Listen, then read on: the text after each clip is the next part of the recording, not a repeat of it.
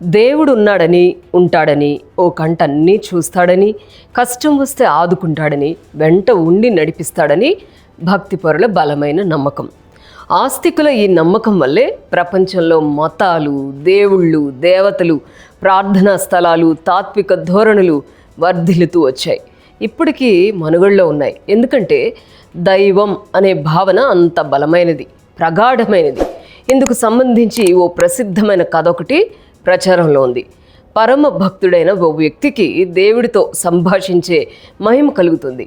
అతని కంటికి దేవుడు కనిపించడు, కానీ ఆయన మాటలు మాత్రం వినిపిస్తూ ఉంటాయి.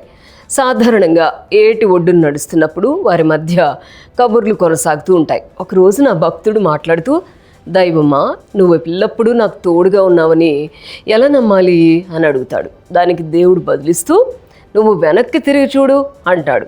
భక్తుడు వెనుదిరిగి చూస్తే ఏటి ఒడ్డున ఇసుకలో 4 పాదాల గుర్తులు కనిపిస్తాయి.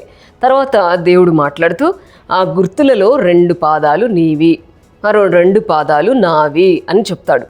ఆ దృశ్యం చూసిన భక్తుడు తన్మయుడై దేవునితో భక్తితో చేతులు జోడిస్తాడు.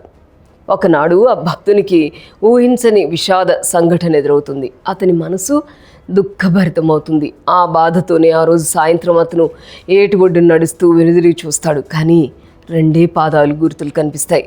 అతను భయకంపితుడవుతాడు.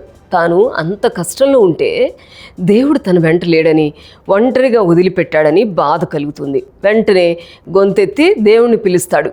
దైవస్వరం, భక్త ఏమిటి అని బదులిస్తారు. నేను ఇంత దుఃఖంలో ఉంటే నువ్వు నన్ను ఒంటరిని చేశావు. ఏటు ఒడ్డిన ఇసుకలో ఉన్న 2 పాదాల గుర్తులే ఇందుకు సాక్ష్యం అన్నాడు నిందాపూర్వకంగా. దానికి దేవుడు సమాధానమిస్తూ, భక్త, నువ్వు ఆనందంలో ఉన్నప్పుడు నీ వెంట నడిచాను. ఇప్పుడు 4 పాదముద్రలు చూసావు. అప్పుడు ఇప్పుడు నువ్వు బాధలో ఉన్నావు కాబట్టి ఇలా అన్నావు. అందుకని నిన్ను నా బాహుల్లోకి ఎత్తుకొని నడుస్తున్నాను.